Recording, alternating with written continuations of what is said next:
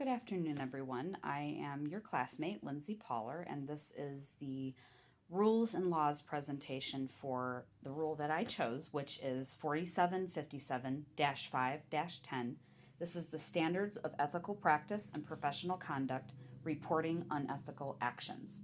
So if you go to the title slide, I'm just going to narrate. I was not able to put the full text in here. I wanted to offer some of my own, just keeping it a little more basic, not so full of the legalese, and offer some examples when appropriate. So let's go ahead and move on to the next slide. So I thought to include from the Merriam-Webster Online Dictionary a definition of the term. What does unethical actually mean? So according to this online dictionary for Merriam-Webster, it states that unethical is an adjective as defined as not conforming to a high moral standard, semicolon, morally wrong. I put three synonyms: iniquitous, unlawful, and immoral. So when we think about ethics and how it applies as a social worker, all I can say is that developing your own personal set of ethics when it comes to being a social worker is very important. We need to respect the boundaries that people put up, the implied boundaries of a culture, or if they've verbally or in writing state it to you. I included an example also from that same website. It states the lawsuit humiliated the channel and shredded what was left of its credibility, putting on display in thousands of pages of court documents the unethical behavior of its top executives and hosts behind the scenes. That was Oliver Darcy, CNN, on the 22nd of August in the year 2023, which is our year here. So let's go ahead and advance to the third slide. This is the text as part of the main part of the rule. It's called mandatory reporting. So all licensees, registrants, supervisors, and trainees have a responsibility to report any alleged violations of this act or rules adopted under it to the counselor, social worker, and marriage and family therapist board. If you have knowledge or reason to suspect that a colleague that is licensed or another licensee who is not a client is acting in an unethical manner or is incompetent or impaired, that practitioner shall be reported to the board. All mandatory reporting shall be in writing and bear the name and license number or registration of the reporter.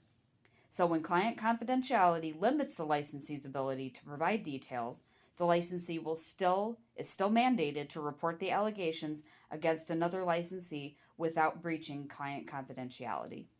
As to how that's applied, I'm not sure because I haven't actually completed my junior or senior practicum yet at a internship facility, but I would say that learning how to apply that is very important. I would highly suggest asking your site supervisor, which I believe for us is going to be Rebecca Russell, or we can ask our academic advisor. I would just, if you know a social worker, I would ask questions about this. Being a mandatory reporter is a very heavy responsibility, but it's a necessary one. It's really almost the biggest source of liability when it comes to being a social worker.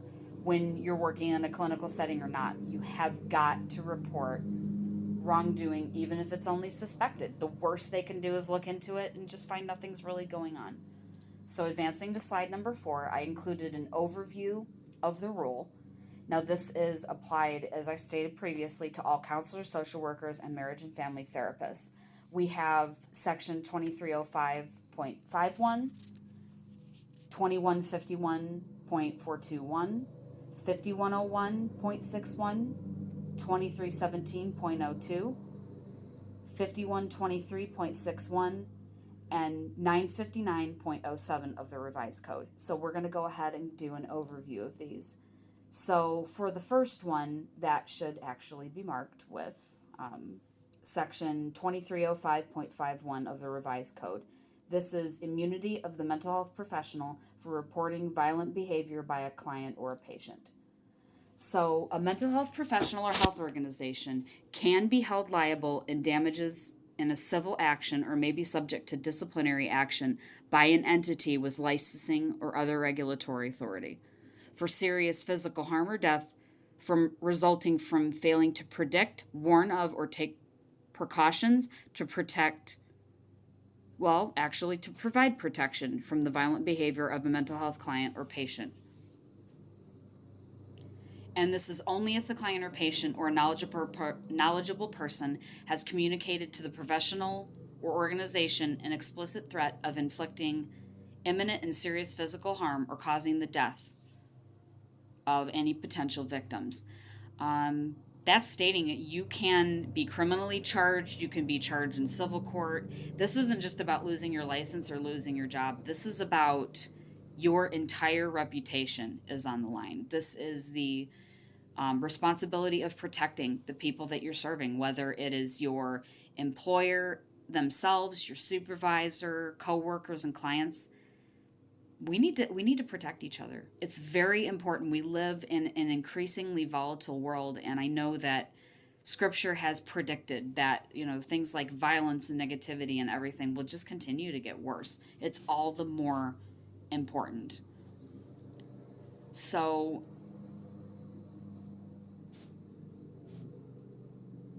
if you're making a report, I want to go to point 4. Communicate to a law enforcement agency in the proper jurisdiction in the area where each potential victim resides and where a structure threatened by a mental health client or patient is located, or even where they reside if feasible. We need to communicate to each potential victim or their parent or guardian if they're a minor all of the following information: the identity of the mental health client or patient making the threat, the identity of each potential victim, and the nature of the threat.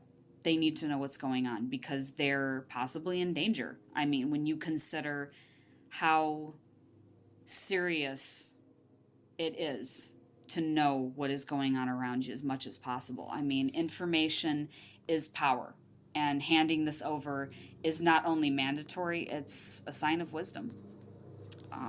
And let's go ahead and move on to slide number 6. This is the next section, reporting child abuse or neglect. I truly apologize for the lack of labels with this. So, no person in that section who is acting as an official or professional capacity and knows or has reasonable cause to suspect that a child under 18 years of age or a person under 21 years of age with a developmental or physical disability or impairment has suffered or faces a threat of suffering any physical or mental wound, injury, disability, or condition that reasonably indicates abuse or neglect of the child shall fail to immediately report that knowledge or reasonable cause to suspect the entity or person specified in that division. You need to make a report to the Public Children's Services Agency or a peace officer in the county where the child resides. This is absolutely important. These are our children. Most of these children have absolutely no way to defend themselves, and they should not, in the U.S., in my personal belief, they should not be held responsible for the actions of someone who is out of their mind, or whether it's from mental illness or whether they have a breach in logic that they go out and willfully, or even, I don't even think it can be accidental to abuse or neglect a child. You either know you're doing it or you don't.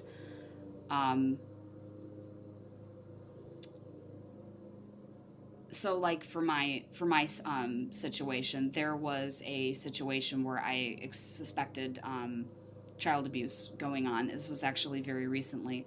And I called in to the local job and family services and went through and followed the prompts. There was actually a social worker on the line to take my contact information, everything I knew about the child, any incident that I had seen. It was a very detailed collection.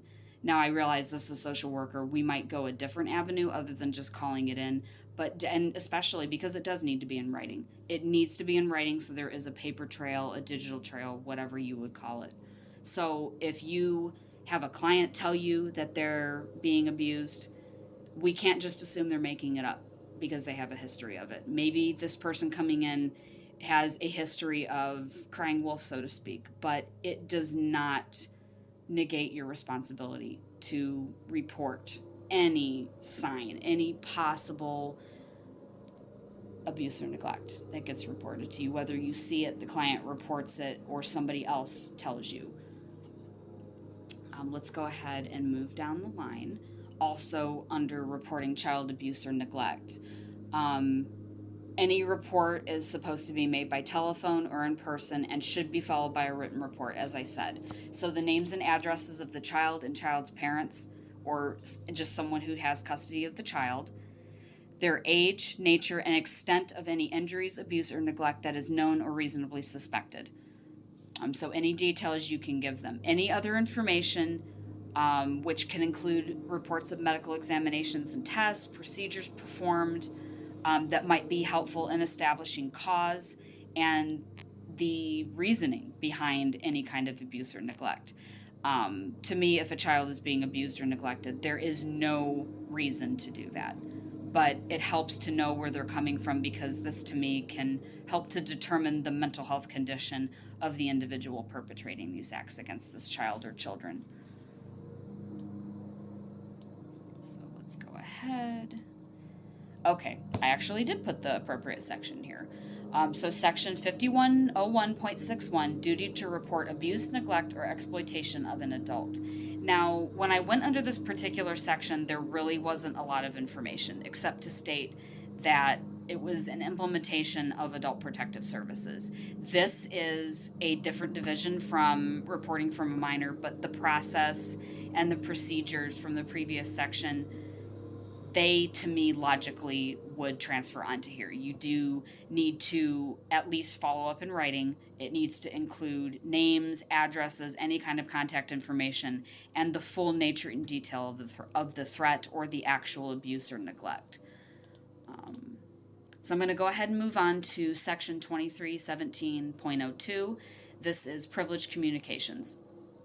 So the following persons shall not testify in certain respects: an attorney concerning a communication made to the attorney by a client that is in relation or concerning the attorney's advice to a client, except that attorney may testify by express consent of the client, or if they are deceased, by that consent of the surviving spouse or executor of administrator of the state.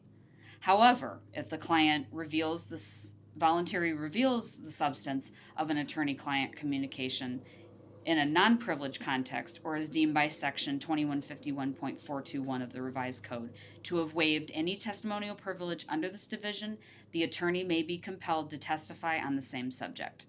This section speaks to the rights of privacy and procedures of disclosure under certain circumstances. This has to do with as an overview, my fellow social workers in training, has to do with any kind of communication that requires confidentiality. Only in certain cases, in this, if you're making a report of even just remotely possible neglect, exploitation, any kind of abuse, this is where this does not apply. This is where telling the truth is paramount, because it could mean the continuation of their quality of life. That client, that child, that person, and their dignity and worth need to be preserved, and to me, being a mandatory reporter is part of it. So while privileged communications, while they should be kept as confidential, as private as possible, and we should follow the rules on that, I state when the occasion calls for it in a legal setting, absolutely it needs to be broken. Moving on to slide number 10, this is section 5123.61, reporting abuse, neglect, or other major unusual incidents. So the Department of Developmental Disability shall establish a registry office for the purpose of maintaining reports of abuse, neglect, or other major unusual incidents made to that department.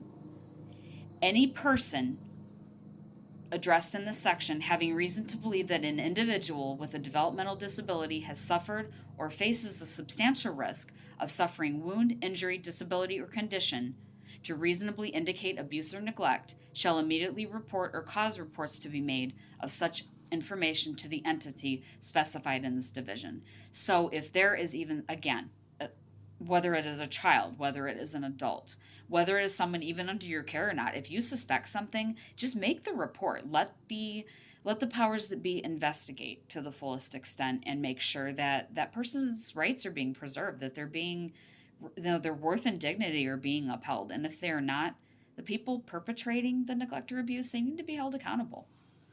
And there are consequences for not reporting. Like I said, one can only imagine how difficult it would be to find oneself in this situation. I hope to absolutely never find myself in this situation. Again, very important. So let's go to slide number 11. This is the last section in this particular law that I'm discussing in the Ohio Revised Code, and that is section 959.07. This is reporting of a violation involving a companion animal by licensed professionals. That's any violation of those sections listed of the Revised Code involving a companion animal. So if you think about a seeing eye dog or a compassionate partner, I believe they're called. I don't remember the exact term.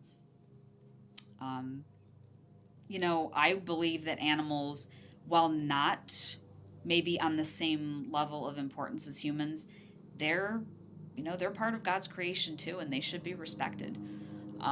If you suspect any kind of neglect or abuse of an animal by the client who's in charge of that animal, that possesses that animal, or if it's a care worker, an employee of your organization, whoever it is, they need to be reported.